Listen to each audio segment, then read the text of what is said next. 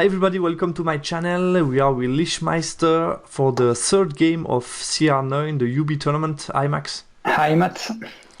So we're ready, last game, but first of all, you are going to tell us a little bit what happened during your first game, your second game, sorry, because I didn't talk about it yet. You were against the Saurian Ancient Army, right? Yeah, exactly. So, the game went as followed. I was able to choose the side, so I chose the top part with the hill. As we spoke before, I think it's the best part, so was able to took it, and my opponent was able to decide to drop everything after 3 drops. So you can see how he deployed. It was pretty much something that we expected. So the Caiman's unit both on the side, with each one protected with a turtle. And then a pretty strong middle with both Saurian units, the BSB in the middle and the general on the left. And for the chameleons, he decided to split them. I was afraid if he wanted to go with both units against one Varkolak, because statistically I think he can kill it, or at least really pretty badly wound it. But he decided to split his forces, so I was pretty happy with that. For my part, I have a stronger right flank, as you can see, with the Dark Coach, with the 3 Vampire Knights, a Varkolak and the Flying Lord.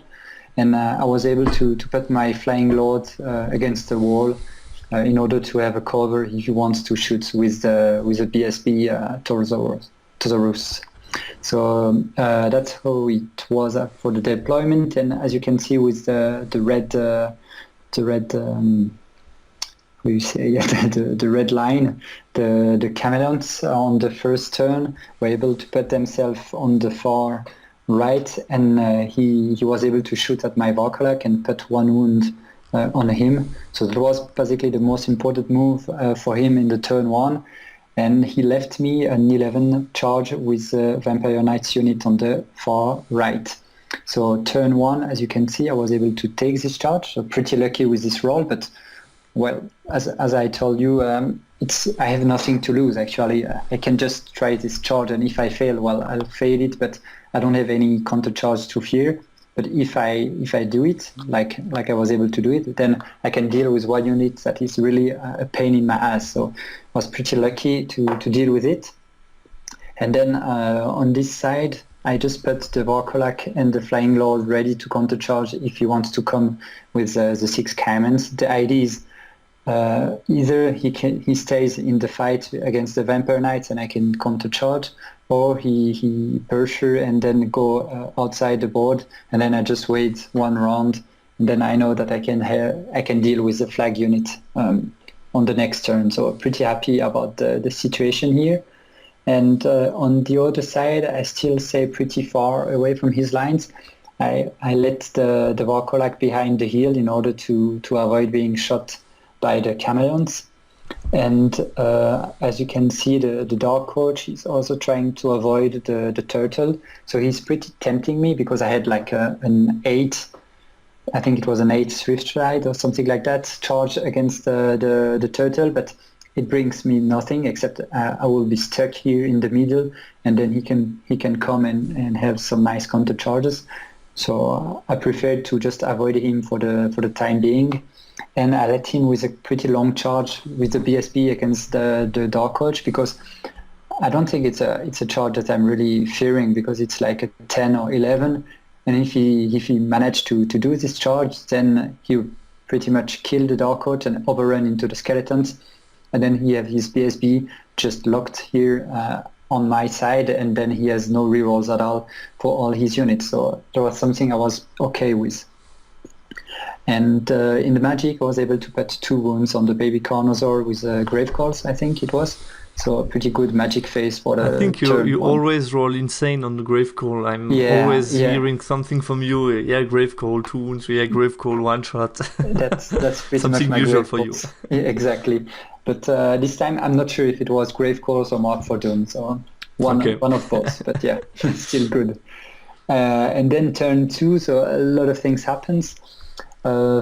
On the right, so he was able to charge with the 6 Caimans against the 3 Vampire Knights, and what happened is he failed to his fear test, And well, to say statistically, if he was able to pass his fear test, I think it was really close about is he gonna be able to destroy my whole unit or not?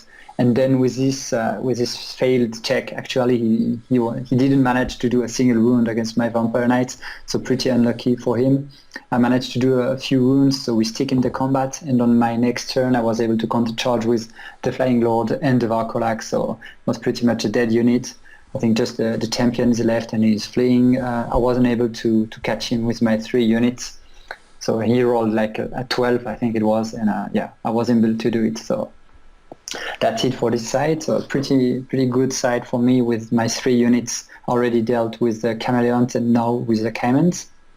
In the center, I'm still avoiding the turtle. So right now, I just bring my chaff in front of him and I put my Dark Coach behind in order to avoid, like, well, the face, the manner I put my Dark Horse is just to avoid that after the fight with the direwolves, he will not be able to put his front to my Dark Coach. Actually, I'm just blocking his reform and just getting ready to charge his flank on the next turn, and then I know that in the following turns I can bring some help with the Vampire Knights or the Flying Lord. So that's something.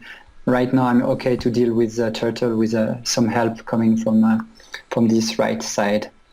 And what happens? The Vorkolak on the hill charged the Chameleons that went just in front of him and were able to put 2 wounds on him. So I take this charge and I'm able to deal with them. And another big magic, I'm not sure now if he was able to heal 1 wound or not on his general during the magic phase. But then during my magic phase, I'm casting the grave calls and I'm able to deal with the general. So once again, a big grave calls and a new chapter in the story of grave calls. Yeah, my grave calls story are always getting bigger and bigger. So and it works on UB and in real life, both. Yeah, exactly. It's really a spell that I love. And I think I'm just playing this Lord just because of this. Just because spell. Of this one. Yeah. So I was able to deal with him. A pretty good start for me. Then turn 3 and 4, I forgot to take some pictures. So what happens is he on the left he went with the turtle against the direwolf, so taking the chaff. And then I would have been able to charge with the Varkolak, but only 2 wounds left against the turtle. It's not a fight that I really want to do. With a crush attack, you never know what's gonna happen. And yeah, he got an armor save 1+, so he will have a 4-up armor save, and it's not something I really like. I prefer just to dance around him, and this way I'm dealing with the turtle and with 5 Caimans just to use 1 Varkolak, so I'm okay with that. Maybe a short question. Why did you chaff the left Saurian warrior unit? Because the general was still there, and I was afraid that his general he was gonna charge something. Okay. Like the Varkolak, for example. Yep. And after that, after the death of the general, it wasn't necessary, but yeah, it was too late. Okay, I got it. And on the right, so the turtle charges the direwolves, he killed the direwolves, and what happens is although he kills with the Saurian units the zombies that I put in front of him, on my turn I charge the flank of the turtle with the Dark Watch, and then I reform in a way that he has a front with the Saurian warriors and he can only put 1 Saurian in contact with the Dark Watch, so I'm okay with this counter charge. So what will happen after that is on T4 he's gonna countercharge with the Saurian against the Dark Watch. On this combat phase I'm quite lucky because he got on a 4+2 hit, he got a crush attack, and the first one he didn't roll the 4+, and on the second turn I rolled the Aegis save 4+. So two fights and I was able to avoid the crush attack. So I'm pretty happy about that. Yeah. And then on my turn 4, I'm able to countercharge with the Flying Lord. So the Flying Lord went against the turtle because the turtle lost 1 wound. So no, I know with 4 attacks on 2+, we roll in fight for him. So yeah, it's really the perfect unit juicy to deal target. yeah, AP10 against a 1-up armor save is just way too sweet. So I went in this close combat, as you can see. So turn 5, the unit, the turtle is dead. The Saurian fled, and again he fled 11 or 12. I think always when he was fleeing, he fled really high. So I wasn't able to catch him with the Dark Coach, but yeah, it's still good for me to take. And then on this turn, because I've dealt with the turtle, my Flying Lord had 7 Swiss strides into his BSB, but I wasn't able to make it. So quite sad about it. It would have been the big juicy targets for the Flying Lord, because again, I would have been, I think, hitting on 2s and wounding on 2s, rerolling 1s. So yeah, it was a good target, but failed discharge. And then it was basically almost the end of the game, because on the left side I'm just putting my scoring units around the secure target, and the Varkolak is still dancing around all his units, as you can see. And turn 6, basically nothing happens. He was not able to charge me on the right. By the way, I think it was like a UB bug we had, because on my turn 5, I thought that the Cayman units were looking really on the right side, and actually he told me that he was gonna charge my vampire units, and I was like, well, you are just looking on the right, you cannot charge them. And he was like, no, I'm looking on the top. And basically what happened is the unit didn't pivot for me, so I was able to take this screenshot without, as you can see, they were looking on the right, and he told me, no, they're looking on the top. So yeah, we had like a bug on UB, but my opponent was really nice and said, no, okay, you play it like that, it doesn't matter. So it was nice from him, but yeah, it was really surprising because we both took pictures and we didn't have the same picture. So yeah, it was fun UB fact. So yeah, basically nothing happens on the right, and on the left side, and on the right side, the Dark Coach charge against the Saurian warrior units, but like I roll 1 for impact hits. I rolled really badly, and on his part, with like 7 attacks, he was able to do 3 wounds. So I was just happy to be alive at the end of the game. So basically nothing happens at the end of the game. I was able to take the objectives and win also by a few margins. So it was a 16-4 at the end. A nice victory, huh? Interesting. The right flank was favorable for you when you were able to connect with the 11 charge. Like you say, I mean, there was no downside for you to trying to charge. And then you were able to open the game and follow with the big lord and have some interesting opening in the game. And another interesting game for your unkillable lord, who was able to do a lot of casualties with his magic. Very exactly. powerful. He was really dancing around in the middle of the map, just dancing around and casting spells. So did a good job. Okay, let's move on to the game 3. So first of all, the map analysis. I'm gonna explain you a little bit what you have in this map. So first of all, we are playing Counter Trust and Breakthrough in this round. We have a hill, which is giving us the possibility to profit from Shadow Zone, like we explained in the previous matchup analysis, but also a good attacking base since you can reroll the charges. Then we have some steadfast breaking piece of terrain, 1 forest in the north and 1 water in the south part of the board. We have 2 corridors where you have small spaces, but enough to put some scoring unit and be able to break through. So quite interesting. And then you have a lot of ways to gain cover in the early stage of the game. You have a field, you have a forest, you have 2 walls, impassable, which can give you possibility to be behind or partially behind, and the same goes for the hill. So lots of possibilities to be protected against shooting in the early stage of the game. My matchup, I'm facing a classic Vermin Swarm army played by the Team Canada captain Ryan, who is playing Vermin Demon, the Plague Pendulum in a big unit of Plague Brotherhood with Stalker Standard, the BSB who can go in the last rank, 36 Ratatams with a Meat Grinder within, 20 Giant Rats, a Piece of Chaff, 2x10 footpad to have the 3rd, respectively the 4th scoring, an impact unit in the form of the Plague Disciples, who are a really good tool to fight to fight against high armor targets. 2 Rod Swarm to have a second piece of chaff, 2 Dreadmill, 2 Jesile to have some shooting. So yeah, good range damage, good scoring unit, very solid list with the Vermin Demon combined with the Plague Patriarch on the Pendulum. So I think it's a classic list that works really well since a few years for Vermin Swarm. What I expect. So the first idea I had before discussing with my good friend Encore from France was something central that he could do to profit from the strengths of his big unit, particularly the Pendulum, and then to use the Dreadmill on the flank to protect his flank.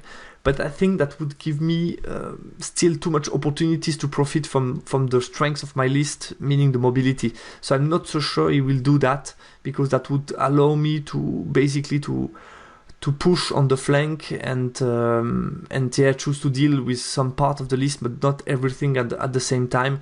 And here basically you have the first 3 drops that we would respectively make. The simulation I made here was him dropping for first turn and me counter deploying, and therefore putting a lot of strengths on the left flank with both Hunter, a piece of chaff, and trying to push on this flank as well with the magic. So that was one idea, and after I discussed with Encore, he came out with the following idea, that my opponent would most likely decide to take one corner of the board.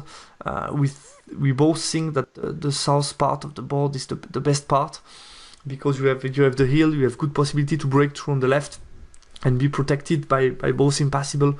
It's quite favorable, and that he would most likely do a left corner if he has the possibility to. And this simulation, I made the simulation if I'm able to drop for first turn with my first 3 drop on top, so 2 tribesmen unit who are placed in a way that I can still make a lot of rotation and move out of the way, basically for the scoring unit on the left. I should be able by turn 1 to be on the other side of the house, and therefore to go on the other part of the board to break through with enough unit. So that's a bit the idea. And of course, if I'm going for first turn, I'm quite symmetric in my deployment, having both strengths in both flank, and having the rock more centrally, having the reroll of the PSB, and be able to be very flexible with the rock.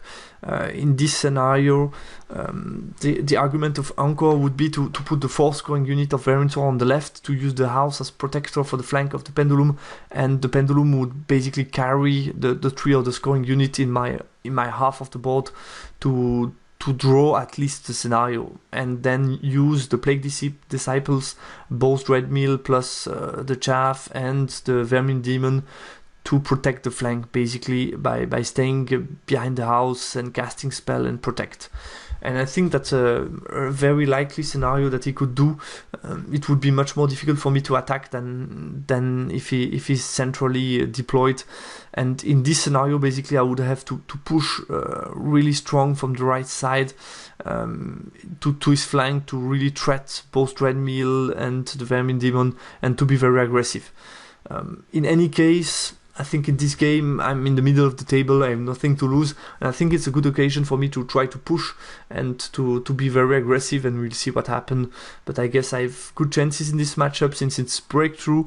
I will have to take some risk to be able to take a scoring unit or 2, because if he's able to go on my part of the board, then he would draw on the breakthrough. So that would be a mission probably for my Keen Eater, or maybe the Hunter. I can go back a little bit on the left side with the general, for example, and then take the charge, because I'm charging very long. So depending what he does, I could be able to charge with the dogs plus the general onto the footpath, for example, and then deal with them. So that could be an opening for me.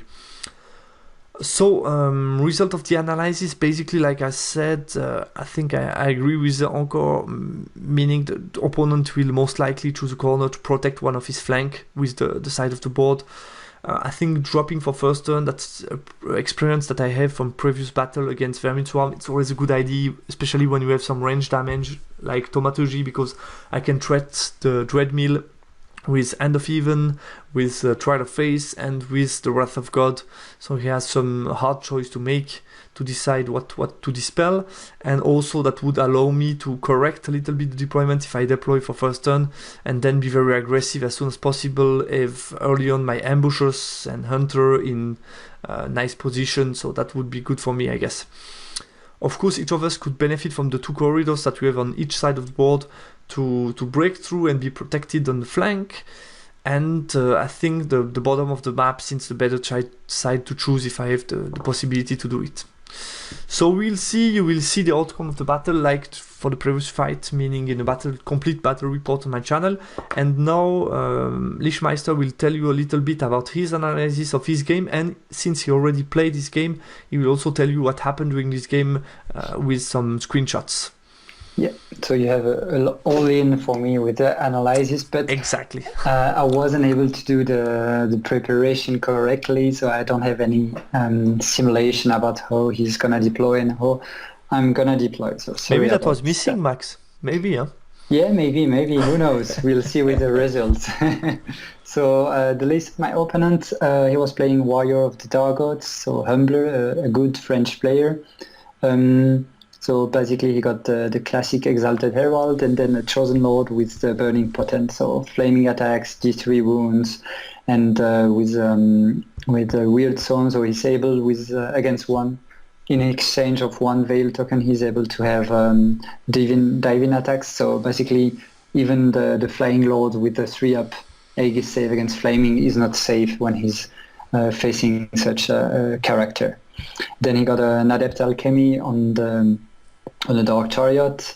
He got a few scoring, so 10 warriors and twice 8 barbarian horsemen, 1 piece of chaff with 9 warhounds, then 8 warrior knights with great weapon, so not rust. So I know I really don't like to face the warrior knights when they have great weapon and rust, because he can strike with his high agility. Here I know that at least I'm gonna be able to attack before him.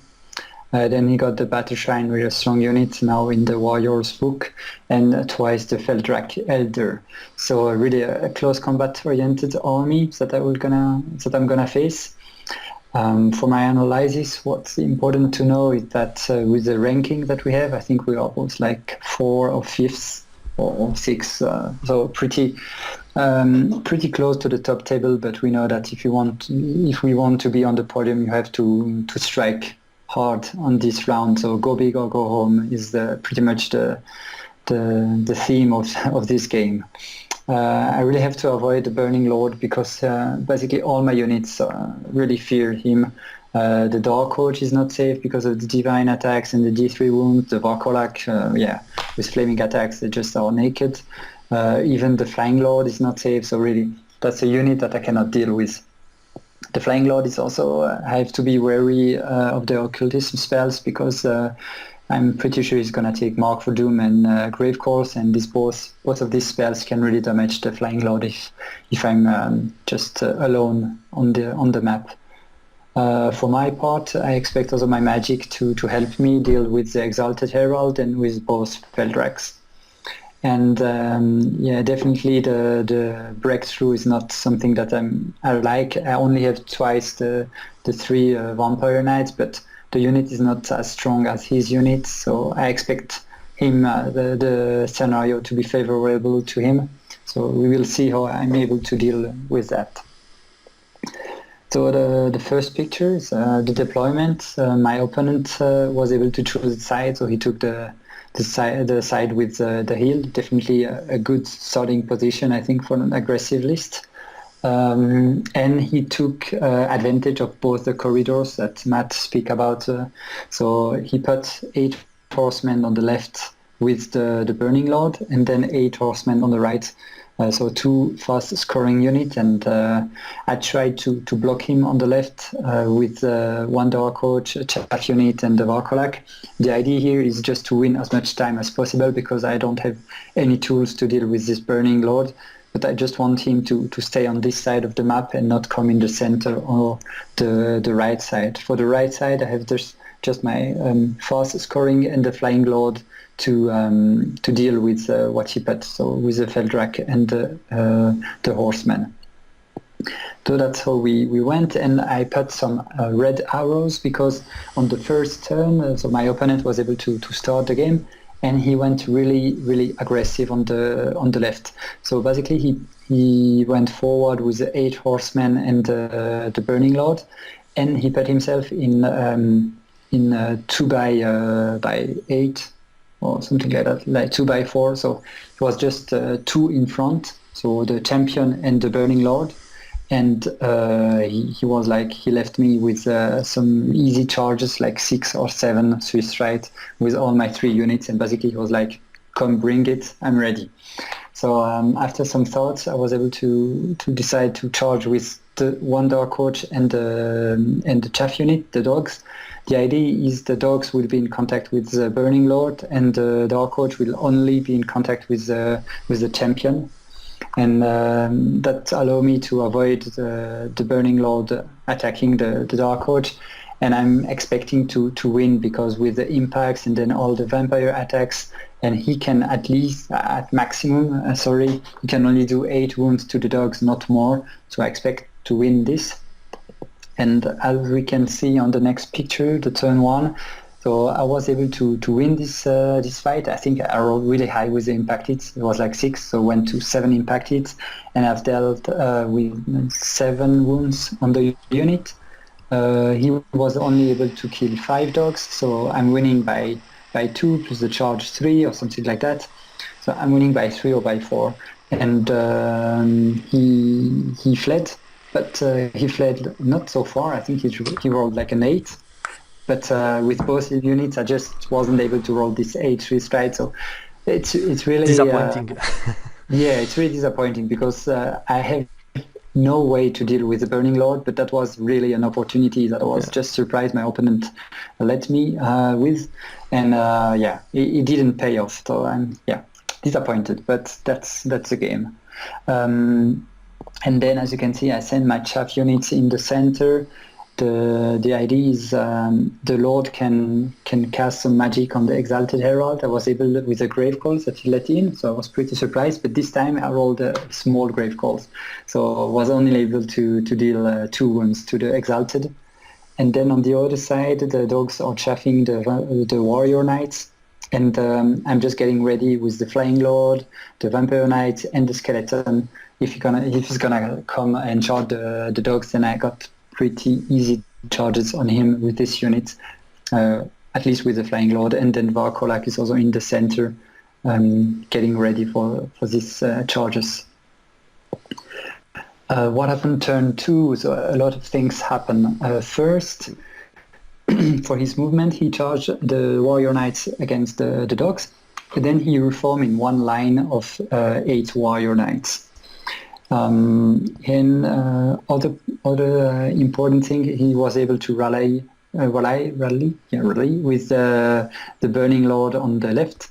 So as we noticed, it's not half a leadership, because he actually have 4 wounds in the unit, so 3 for the Lord and 1 for the guy left, and 4 wounds. And at the beginning it was 11 wounds in the unit, so you count the wounds and not the models.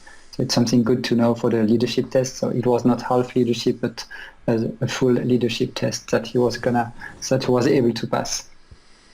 And on the far right, the Feldrak Elder went just behind the Flying Lord. So my Flying Lord was just on the corner of this impassable. And what happened on my turn 2, I had a few charges. So the three Warrior Knights on the far right were able to charge on the flank of the Elder. It was pretty easy charges. Another easy charge was the Flying Lord into the Warrior Knights. Then I had a 9, I think it was a 9 for the Skeletons into the Warrior Knights. So I took these charges too, because it meant a champion into the fight. So I would have been able to challenge champion against champion and let my Flying Lord just destroy the unit. And I had also a nice charge with the General, a 7 suicide into this unit. The same idea, just bring some characters and let the Flying Lord destroy the unit. But I failed the 9 with the Skeletons, and I failed the 7 suicide with the General. And that's really disappointed too, because it meant that the Flying Lord is gonna eat the champions in the first round. Then the second round he can countercharge with the chariot into the rear of my guy. So it's another challenge. So yeah, I'm just losing some times here. So I'm pretty disappointed about it. And I have to put the Varkolak in front of the Elder, so on the hill, just to chaff the Elder and avoid him charging the Flying Lord. So that's my position on the turn 2. And on the turn 3, my opponent took some risk again. He charges with the Feldrak, the Exalted Elder. So he's only three wounds left, and he's charging my general. It was like, I think a 9 Swift Ride or something like that. So still a pretty easy charge. So he went with that. And probably rerollable due to the hill. Yeah, exactly. Yeah, it was really something manageable for him. So he went with the charge and put the Battle Shrine just in front of the Dark Coach and the Varkolak, just to protect his scoring unit, and then charged the Wolf with the Burning Lord that were just chaffing him.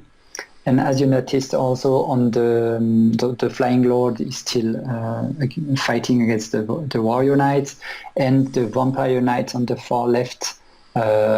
So I just rolled really badly actually on the charge because I have this charge on the flank against an Elder, and I really think it's favorable to me. But I rolled badly. My opponent rolled pretty well, and he was able to actually make me lose. So I lose some wounds more, and he was able to reform. And now I know that I missed my chains, and on the next turn I'm gonna be dead here. So yeah, also disappointed about here. And as you can see, I also put a little red star next to my general. This meant, of course, that my general is dead. So he went on the charge with his Elder. I think it's something like 5 attacks, strength 6. Exalted Herald, yeah. Yeah, and that's it. And yeah, he was able to roll like something like 3 wounds. Then the first one I have 2-up Aegis from AT&T Gem. Of course, I rolled the 1.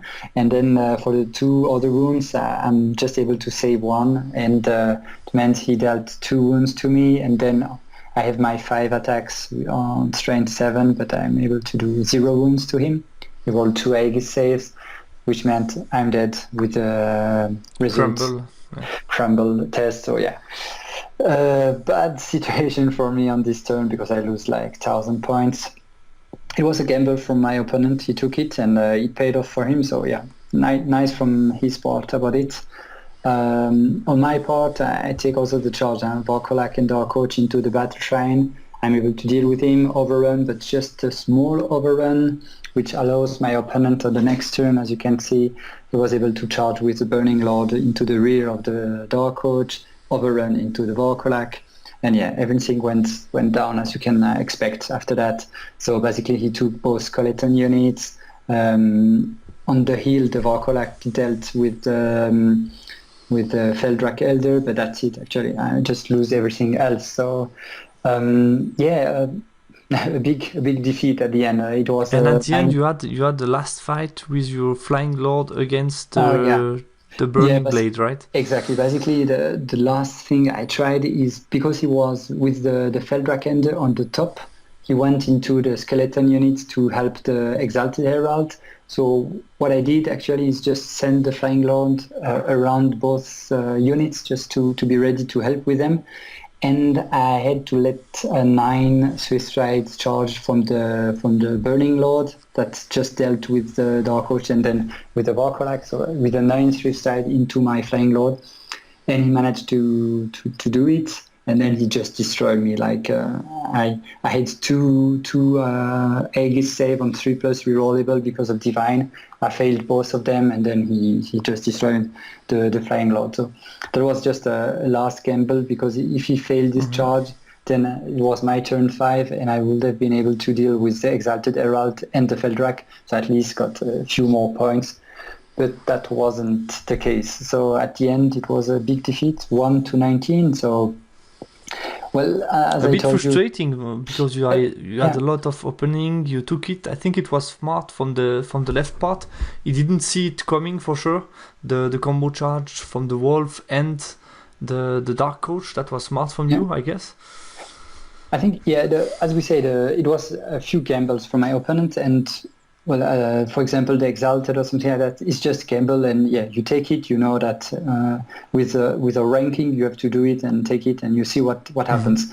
On the first turn, as you say, that's a mistake from my opponent, and we spoke about it after that, and he told me I should have just reformed in one column, just with the Burning Lord in front, and then to be sure that he can strike with the Burning Lord against the.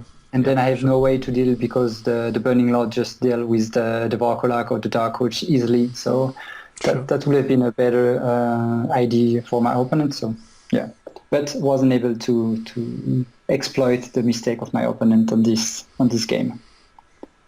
Good. Well, were you happy about the list? Maybe 2-3 words regarding the list. It was a quite special list for VC because you're not so playing on the strengths, big unit, and so on. More like an MSU Swift approach. Exactly. I wanted to try this Varkolak because I never played them before. And on newbie, it's much more fun if you have something like an aggressive list. You can really play. You just don't react to your opponent. You can really do something, just do your movements, try to find some openings. So it was really interesting to play such a play style. But I think, if you want really to have a strong and stable list, I will just put the Varkolak away because it's just, they are not on, they have good matchups and really bad matchups. And I think I prefer some units like a Dark Coach or units that are really strong and have less bad matchups, I think, and can still do some good damage. So it's my kind of play style. I think I prefer Dark Coaches to Varkolak. What I really liked was the two lords. I think they're really good. I still have a good magic with the general and have a beast in close combat with the flying lord. Yeah. That was something that I really like, and maybe I'm gonna play it more often. Okay, thanks a lot. And like I said before, you will see soon my game 3. We'll do a full battle report, so I hope you will enjoy it. And we expect better from you than my last game. I hope so. We'll see. I think a good possibility to make a good match because the scenario is quite positive. The map is giving me good possibilities, like I said before. So I'm expecting something positive from this game. Yeah, sure. Okay, thanks a lot, Max. Thanks a lot for watching, guys, and see you soon on my channel. Bye.